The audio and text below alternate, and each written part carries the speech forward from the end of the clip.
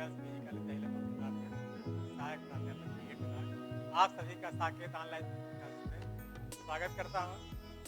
आपसे अनुरोध करता हूं कि आप लोगों ने अभी तक अगर हमारे चैनल को लाइक एवं सब्सक्राइब न किया हो तो प्लीज़ लाइक एवं सब्सक्राइब कर दीजिए। आज हम लोग चर्चा करने जा रहे हैं औपचारिक एवं अनौपचारिक संगठन। जो हमारे सामाजिक प्रथाएं हैं, सामाजिक प्रथाओं के अंतर्गत औपचारिक एवं अनौपचारिक संगठन। सबसे पहले हम लोग जानने का प्रयास करते हैं संगठन। संगठन क्या है?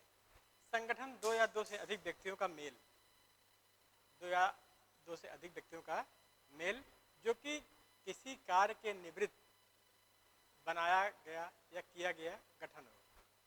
चेस्टर आई बर्नार्ड ने इसको परिभाषित किया है।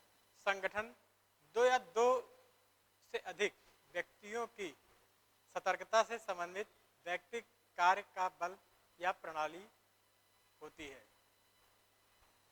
अब हम लोग बात करते हैं औपचारिक एवं अनौपचारिक संगठन की। औपचारिक एवं अनौपचारिक संगठन हमारे समाज में अगर आप देखें तो बहुत सारी औपचारिक एवं अनौपचारिक संस्थाएं चलती रहती हैं।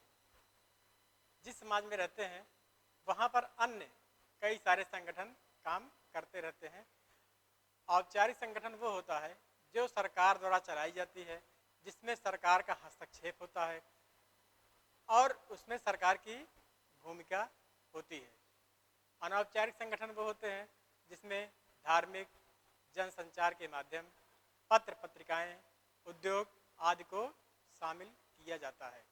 औपचारिक शिक्षा से तात्पर्य उस शिक्षा से है जो पारंपरिक ढंग से स्थापित विद्यालयों में दी जाती है, जो कि विभिन्न प्रकार के ज्ञान को प्रदान करने के लिए संगठित तथा प्रसार करने का कार्य संपन्न करती है।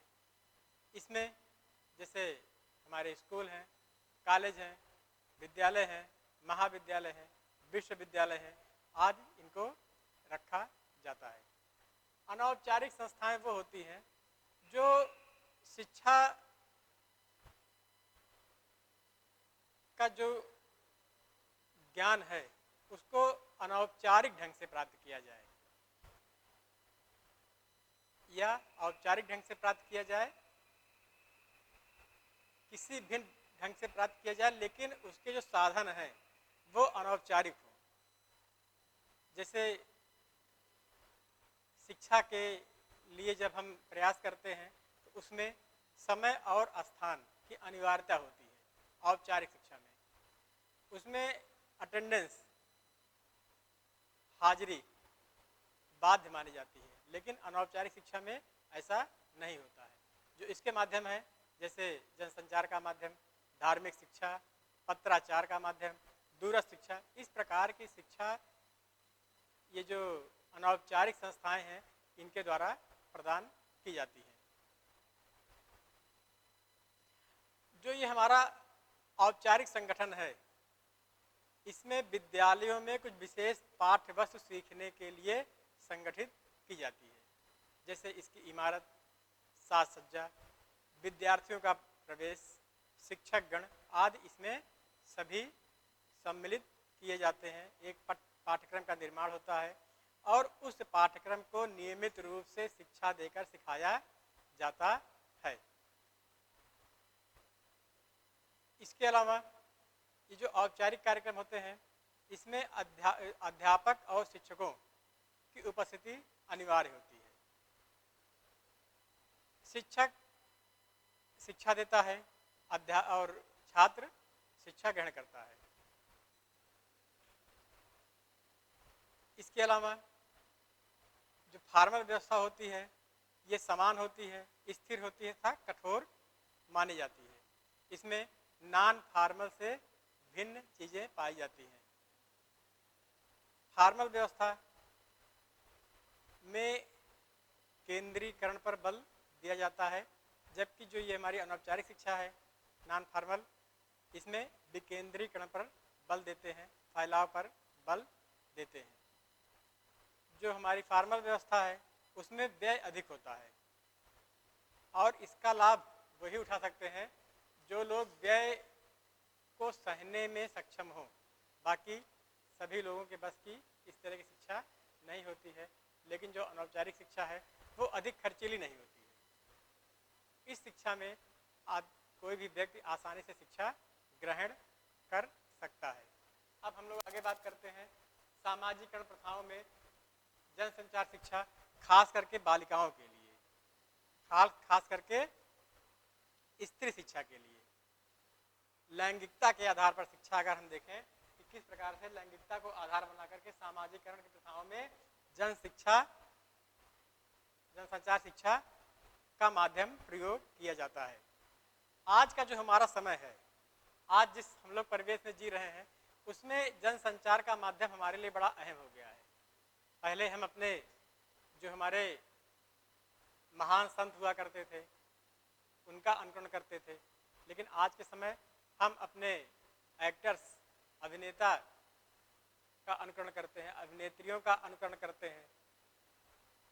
वर्तमान में अगर हम देखें तो जनसंचार का माध्यम रेडियो, टेलीविज़न, समाचार पत्र, इंटरनेट, कंप्यूटर, सैटेलाइट आदि अनेकों चीज़ें ऐसी हैं जिसके माध्यम से घर घर तक किसी भी चीज़ का प्रचार प्रसार आसानी से किया जा सकता है, चाहे वो शहरी वातावरण हो, चाहे वो ग्रामीण वातावरण हो।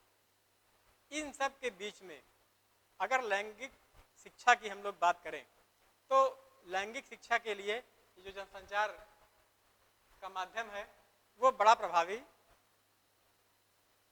साबित हो रहा है।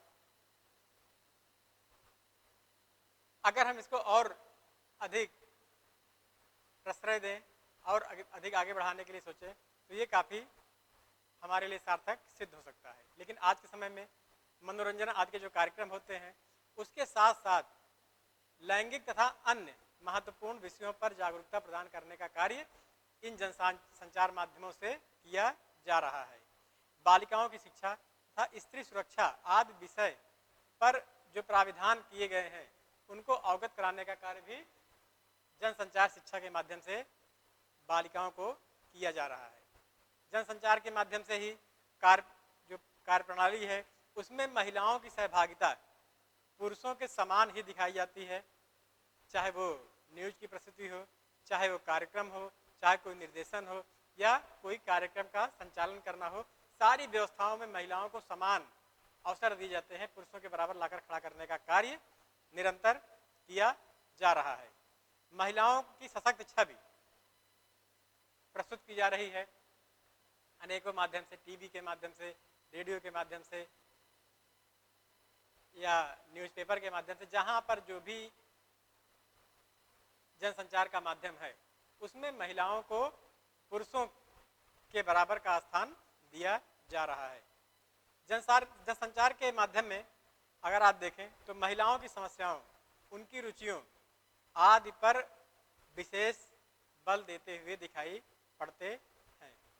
जो प्रिंट मीडिया है इसमें स्त्रियों पर किताब, कविताएं, लेखों और अनेकों लैंगिक भेदभावों के प्रति संवेदना जागृत करने का कार्य किया जा रहा है।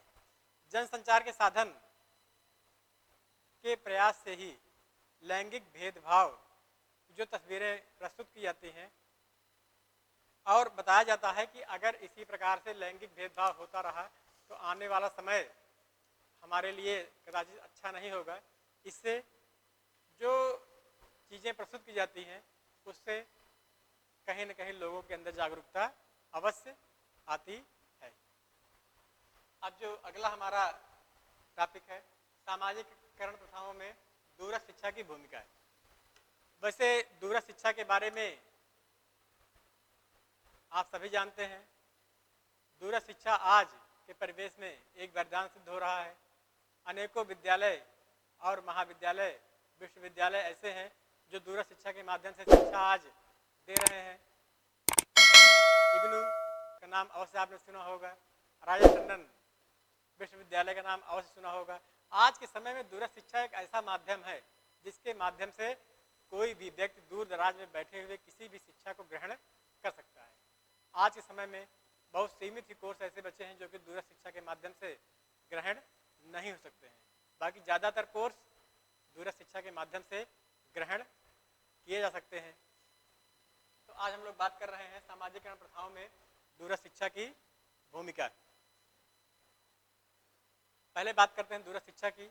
दूरस्थ शिक्षा वो प्रणाली है जो व्यक्तियों को मानव जीवन की गुणवत्ता में प्रगति के लिए उसके मन के आकाश को विस्तृत करके उसके हृदय को आकार देने का कार्य करती है। ऐसे व्यक्तियों को भी शिक्षित करने का कार्य करती है जिन लोगों को शिक्षा का अवसर नहीं प्राप्त हो सका, जिन लोगों ने औपचारिक ढंग से शिक्षा नहीं ग्रहण की, जिनके पास संसाधन नहीं थे, जिनके पास धन की व्यवस्था नहीं थी, जिनके पास साधन नहीं थे, जिनके पास वो व्यवस्था ही नहीं थी जिसके माध्यम से वो औपचारिक शिक्षा के माध्यम से जुड़ पाते, उनके लिए ये वरदान साबित हुई।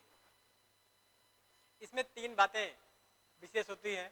जैसे ज्ञान की सीमा को प्रत्येक आय के व्यक्तियों के लिए उपलब्ध कराया गया है। किसी भी उम्र का हो, उसके लिए ये बाध्यता नहीं कि किस उम्र का व्यक्ति कौन सी शिक्षा को ग्रहण कर रहा है। उन सारे दृष्टिकोणों को देखा गया है जिसका आयोजन करके विस्तृत रूप से दूरस्थ शिक्षा को प्रभावी बनाया जा सके। इसके अलावा बहुमाध्यमों को सुसज्जित करके ज्ञान तथा कौशल में वृद्धि करने का कार्य दूरस्थ शिक्षा के माध्यम से किया गया है। अगर दूरस्थ शिक्षा की विशेषताओं को देखें, दूरस्थ शिक्षा की जो विशेषता है इसमें अर्ध अस्थाई, कहने का मतलब जो कुछ समय के लिए अस्थाई हो, मतलब आधे समय के लिए अस्थाई शिक्षक और विद्यार्थियों के बीच सीखने की प्रक्रिया को समायोजित इसमें किया गया है। कहने का मतलब जो अध्यापक पढ़ाने वाला है वो भी अस्थाई नहीं है, कुछ समय के लिए उसको अस्थाई बनाया गया है कि जब तक आप शिक्षा देंगे तब तक आप दूरस्थ शिक्षा के अध्यापक के रूप में जाने जाएंगे। और बालक भी ऐसा है जो कि अस्थाई रूप से शिक्षा नहीं ग्रहण कर रहा है, तो दूरस्थ शिक्षा के माध्यम से शिक्षा को ग्रहण करने का कार्य कर रहा है। ऐसी शिक्षा की व्यवस्था दूरस्थ शिक्षा में दी गई है। एक ऐसे शैक्षिक संगठन में शिक्षकों की भागीदारी सुनिश्चित की गई है और ऐसे योजना बनाई गई है जिसमें विद्यार्थी को सहायक सेवाएं प्रदान की जा सके। ये दूसरी विशेषता है। तीसरी विशेषता इसकी ये है तकनीकी मीडिया का प्रयोग, टेक्नोलॉजी का प्रयोग, जैसे छपी सामग्री, श्रवण सामग्री, टेलीविज़न, कंप्यूटर, सैटेलाइट, इंटरनेट आदि का प्रयोग इसमें अच्छे ढंग से किया जाता है छात्रों को शिक्षित करने के लिए। इसमें उपस्थिति अनिवार्य नहीं होती है, विद्यार्थियों के समूहों की उपस्थिति अनिवार्य नहीं हो सकती है कि इन्हें व्यक्तिगत रूप से शिक्षण दिया जाए, बल्कि सामूहिक रूप से इन्हें पत्राचार के माध्यम से दूरस्थ शिक्षा के माध्यम से शिक्षण देने का प्राविधान किया जाता है। अब इसके बाद हम लोग बात करते हैं जो हमारी अगली कड़ी है, बालिकाओं का विद्यालयीकरण। तो बच्चों, बालिकाओं के विद्यालयीकरण का तात्पर्य विद्यालय में बालिकाओं के पहुंचने से होता है। किस प्रकार से विद्यालय में बालिकाओं को पहुंचाया जाए, किस प्रकार से छात्राएं विद्यालय में पहुंच करके विद्या का अध्ययन कर सकें। ये हमारे भारतीय समाज में प्राचीन काल से परंपरा चली आ रही है कि किस प्रकार से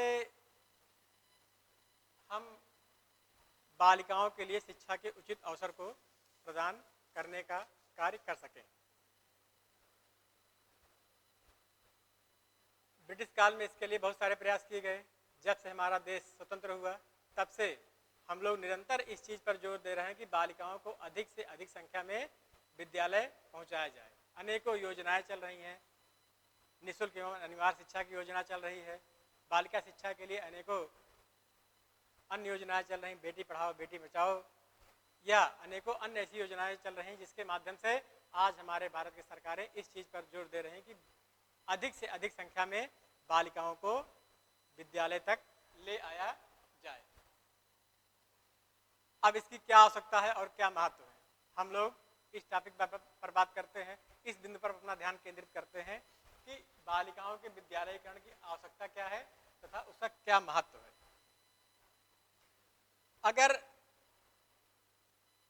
किसी देश में लोकतांत्रिक व्यवस्था की स्थापना करनी है तो उसके लिए आवश्यकता ये होती है कि बालिका शिक्षा को बढ़ावा दिया जाए, बालिकाओं को शिक्षित किया जाए, बालिकाओं की शिक्षा पर विशेष बल दिया जाए।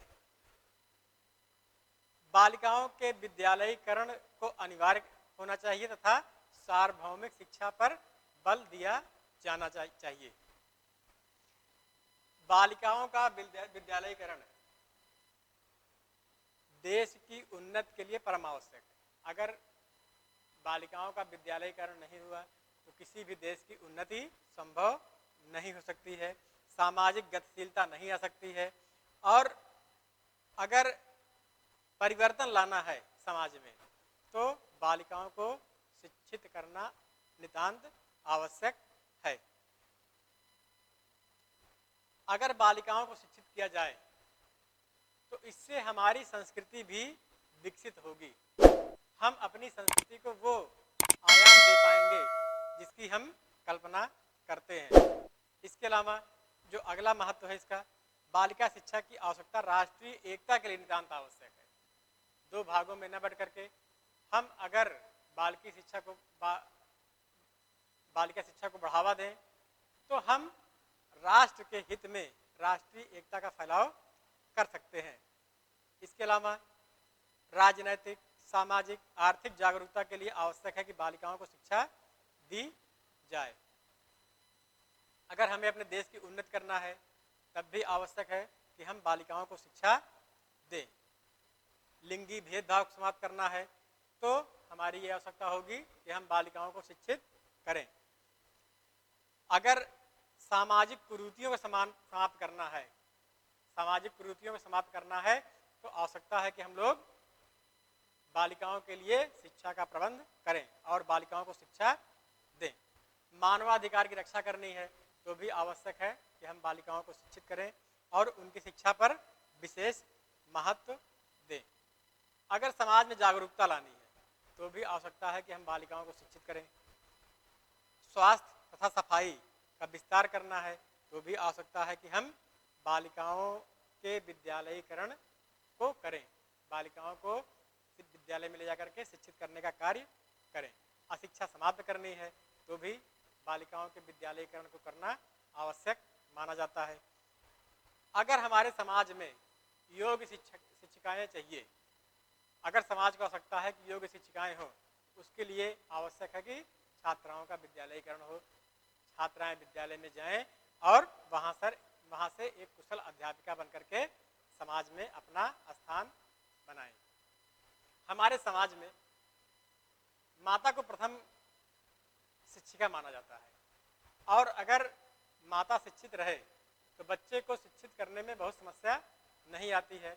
इसलिए भी आवश्यक है कि बालिकाओं का विद्यालयीकरण हो और बालिकाएं शिक्षित हों। व्यक्तित्व का विकास, चारित्रिक उत्थान आदि के लिए भी आवश्यक है कि बालिकाएं विद्यालयीकरण की आवश्यकता को समझा जाए और बालिकाओं को इससे जोड़ने का कार्य किया जाएगा। तो ये हो गया बच्चों बालिकाओं के विद्यालयीकरण की आवश्यकता। आवश्यकता तो है विद्यालयीकरण की, लेकिन समस्या क्या आ रही है, क्या प्रतिरोध आ रहे हैं, क्या विसंगतियां आ रही हैं, कौन सी वो समस्याएं हैं जो बालिकाओं को विद्यालयीकरण करने से रोकती है। इसमें हम लोग बात करते हैं पहली समस्या की या पहले प्रतिरोध की, असमानता। असमानता से तात्पर्य हमारा लिंगीय भेदभाव से है।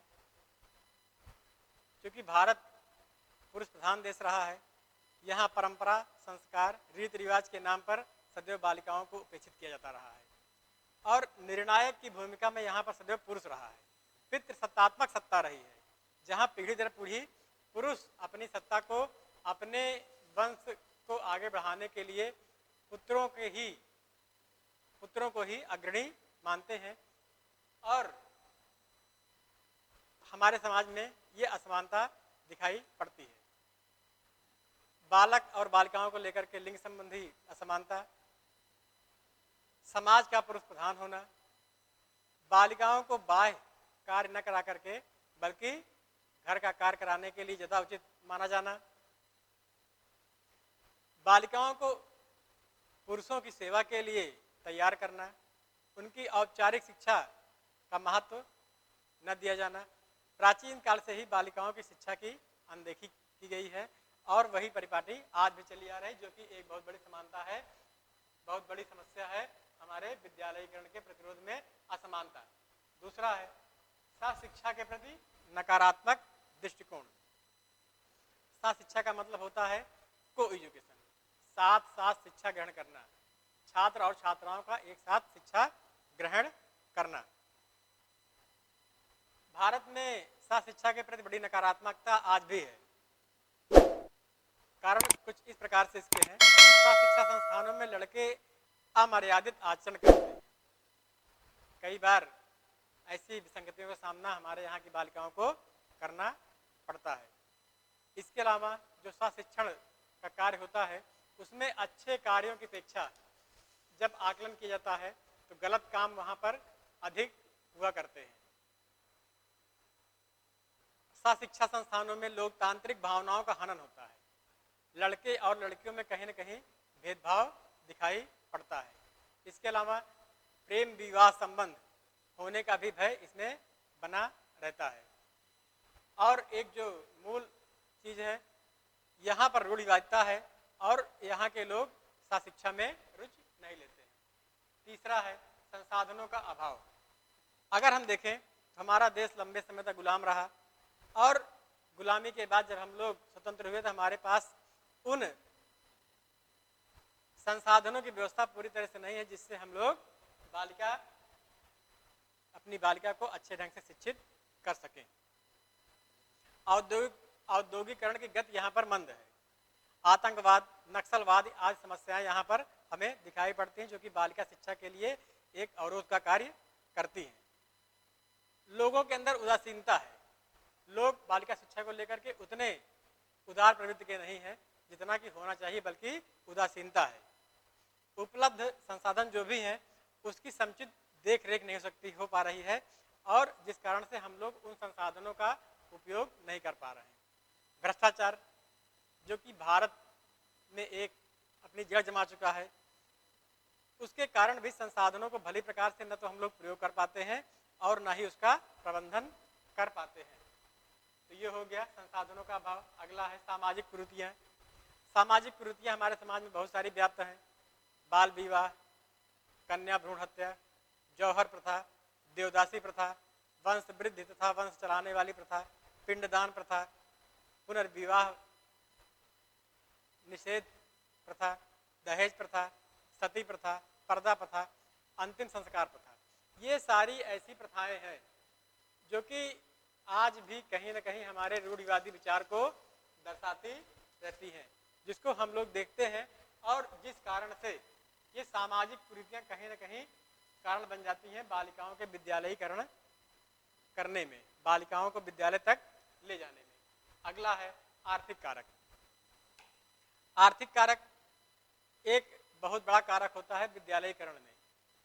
धन का अभाव, संसाधनों का उचित रूप से वितरण न हो पाना, सम के प्रति उचित दृष्टिकोण न होना, ग्रामीण क्षेत्रों में आय के साधनों का कम होना, बालिकाओं को आर्थिक संपत्ति के रूप में न देखा जाना और कम उम्र में ही उन्हें कार्यों में संलग्न कर देना, परिवार के बच्चों की अधिक संख्या होना भी एक आर्थिक बोझ मनुष्य के ऊपर पड़ जाता है, जिससे वो बालिकाओं को विद्यालयीकरण नहीं चाह करके भी करवा पाता है। दोषपूर्ण था अव्यवहारिक और अव्यवसायिक शिक्षा। ये हो गया आर्थिक कारक। अगला है जागरूकता का अभाव। जागरूकता का अभाव आज हमारे समाज में बालिकाओं को शिक्षित करने के लिए जो जागरूकता होनी चाहिए वो जागरूकता हमारे समाज में नहीं है। भारत के जो लोग हैं शिक्षा के प्रति उदासीन हैं। शिक्षा का जो व्यवहारिक और व्यवसायिक होना चाहिए था वो नहीं। जो पाठ्यक्रम है और शिक्षण विधियां हैं वो दोषपूर्ण है, प्रौढ़ शिक्षा का अभाव है। जो जागरूकता के कार्यक्रम होने चाहिए थे वो व्यापक रूप से नहीं हो रहे हैं, जो कि एक परम कारण बन जाता है बालिका के विद्यालयीकरण करने में। अगला है घरेलू कार्य में संलग्नता। घरेलू कार्य में संलग्नता का मतलब होता है घर के कार्यों में बालिकाओं को उलझाना, घर के कार्यों में बालिकाओं को लगाना। अभिभावक जो भी होते हैं बालिका शिक्षा का महत्व नहीं समझ पा रहे हैं, वो अनभिज्ञ हैं कि बालिका शिक्षा के महत्व को किस प्रकार से बालिका शिक्षा का महत्व होता है। स्त्रियों के ऊपर अधिक कार्य पड़ते हैं, अधिक कार्य के कारण बालिकाओं को भी घर में कार्य करने हेतु संलग्न कर देती हैं।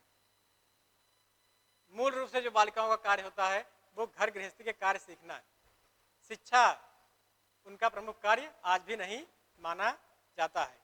अभिभावक भी अशिक्षित हैं, इसलिए वो बालिकाओं को शिक्षित करने पर बहुत अधिक जोर नहीं देते हैं। बड़ा परिवार होने से भी, छोटे छोटे भाई बहन होने के कारण भी बालिकाओं को काम पर लगा दिया जाता है और उन्हें शिक्षा जो मिलनी चाहिए थी उससे वंचित कर दिया जाता है।